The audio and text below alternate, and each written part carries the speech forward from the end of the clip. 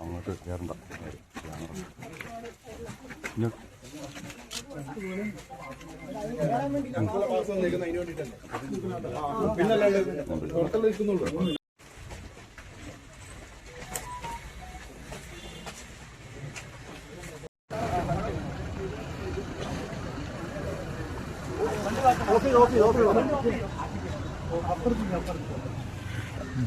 ജനാധിപത്യത്തിൻ്റെ ഒരു വിജയമായിരിക്കും.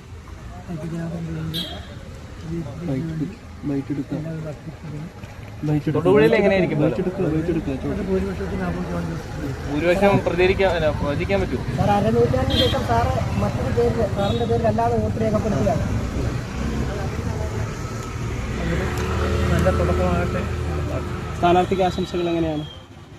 എല്ലാ വിജയങ്ങളും ആശംസിക്കും. ഒരു ട്രെൻഡ് എങ്ങനെയുണ്ടോ ഈ നിലവിൽ? നല്ല ഭൂരിപക്ഷത്തോടെ സാർ ഇന്ന് പാലായിലേക്ക് പോകുന്നുണ്ടോ? ഇന്ന് നേരത്തെ അങ്ങനെ ഒരു